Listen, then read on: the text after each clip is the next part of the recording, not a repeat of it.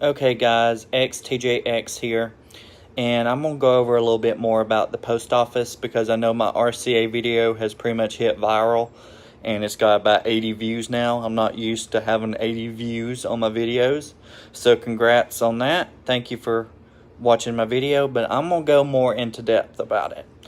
The RCA position means Rural Carrier Associate, and you have to go through a lot of things just to be an RCA. First off, you got to take the assessment online. It's like a questionnaire with maybe 90 questions or something like that, and you got to complete that, and then you'll be asked to take an exam like at an office somewhere, and you got to pick your location which is closest to you. And I believe it's exam 473. I'm not quite sure, but you go in and take that test. The test, pretty much, exam 473, is about memorizing addresses and zip codes and streets. Like, you'll go in there and take the test, and you'll have to look at the different zip codes and the addresses and see if they match the other one. Like, you'll have 2 addresses there, and you gotta look and see if there's any errors in the addresses. And you'll also have like a grid that shows you, like, Route A has maybe 210 Green Street to 299 Green Street. It's stuff like that. And you gotta memorize, like, where would 230 Green Street go? It'd go to Route A. And then let's say the B route had 299 Green Street to 500 Green Street. Where would 320 Green Street be? It'd be Route B.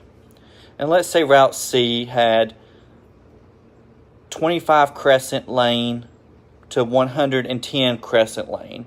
Where would 99 Crescent Lane be? It would be in Route C. And if you're good at memorizing, then this test, you'll ace it pretty much. I aced it when I went to take the test, which I made a 76, I think, because I wasn't able to finish all the questions because, of course, you're timed on it and don't really have much time to finish the questions. But then after that, it's a long process, kind of to wait. You will be asked to come in for an interview, and then you'll interview, and then probably, I would say, a week or 2 later, you'll get a email saying they want to do background checks and go to your nearest facility near you to do a drug test. And that process takes, drug test, mine took about 10 minutes, 15 tops, and I was out of there. And they do a background screen. Forgot what the background screening email was, the company, but anyways, they just want to do a background check. I think they ask for your license number and social security number and all that, and then it's pretty much a waiting game. I was asked to do orientation about 2 or 3 weeks later down the line. It's a wait, but it's worth it. And then I live in Georgia, so of course I had to go to Boggs Road. I'm not sure if that's the only facility in Georgia that trains, but I had to go to Duluth, Boggs Road, to train for about 4 days. And it was pretty, the slide, they show you slideshows and all that, and the safety and how to drive an LLV and stuff like that. And if any of y'all don't know what an LLV is, it's the postal trucks that drive out on a route. They're called Long Lasting Vehicles. That's what LLV stands for. But then you'll go through orientation, and then you'll go to the shadow day. The orientation and academy and shadowing and all that is going to be a good paycheck, because you're down there at Boggs Road for 4 days, and then probably that Saturday, I think orientation runs from Monday to Thursday, and after Thursday, you either take your driving test that Friday or wait and pass the LLV test to see if you can drive an LLV or not. But then you have a shadow day with the carrier, and you'll sit in the back of an LLV, or if they have a spare there, you can sit in the front seat. And you go out and shadow the route, like whereabouts is their route at, and etc. But after that, you have to go through academy, which is 4 days also. So, yeah. and then they'll start you doing another, like running half the route one day, and then running the second half the next day. And then they'll have you run the route pretty much, usually on a Saturday, is when most carriers are off. I've seen a few that's off on Mondays and Wednesdays and stuff like that. But most of them, like the regular carriers that's been there a long time, get Saturdays off. But anyways, I thought I would go in further and explain it. So that's pretty much how you get a career in the post office. And when you're first there, you're on a 90-day probationary period. That means they can do anything to you in your 90 days. They can fire you for no reason. They can say you're doing something wrong and fire you. It's just as simple as that. They can pretty much do anything they want during your 90 days.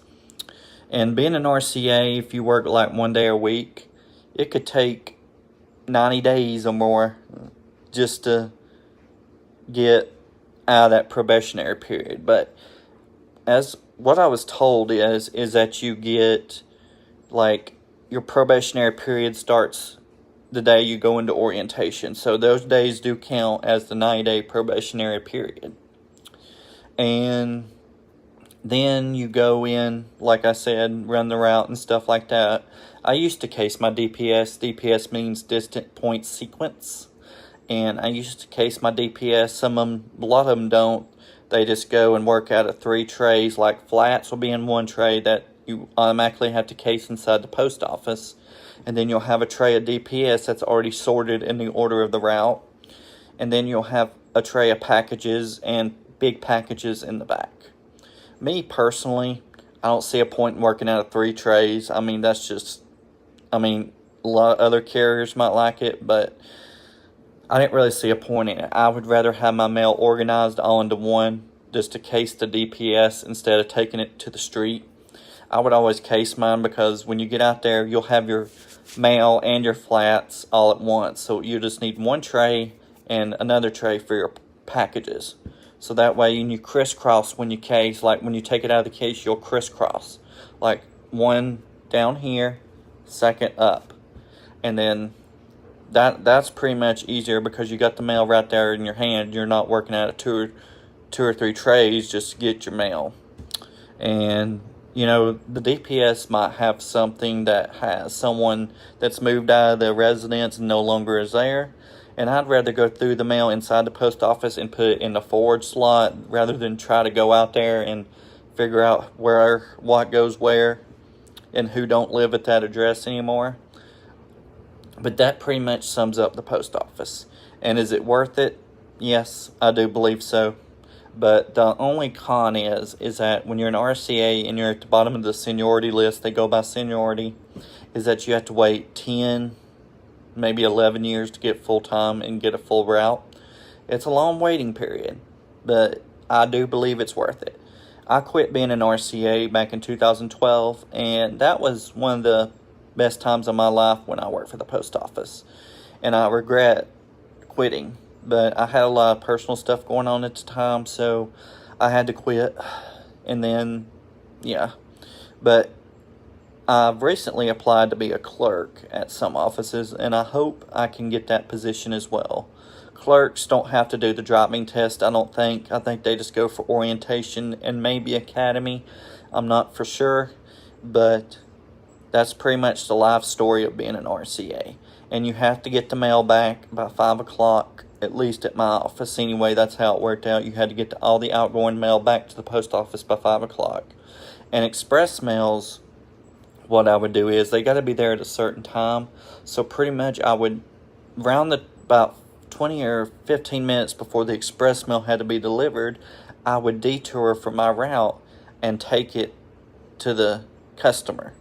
Or you can start very first of your route, go to that address, and just drop it off so that way you're not worrying about it when you're on your route. But anyways, that pretty much sums up the post office RCA position. You'll learn more about it at orientation and academy. They'll show you how to do the scanners at academy, which with the post office you learn more being on the route than you do orientation and academy. Orientation and academy is just there to help you understand what the post office is really about. and they are big on safety and looking at your mirrors in the LLV. You got 6-second rule. I do believe that you got to look inside in your mirrors, no looking back or anything like that. You got to not looking out your window, but looking at your mirrors at all times. The LLV has 5 or 6 mirrors at least. They may have more, 7 maybe, I don't know, but that's the case with the LLVs. You got to remember safety is first, and you got to parallel park, and you got to back in and stuff like that. I mean, it's pretty simple. But anyways, that sums up my video about the RCA position, and if you would please subscribe to my channel, I can give you more info, or if you have any comments or questions, just feel free to ask me in the comment section down below, and don't forget to subscribe to me, XTJX. Thank y'all.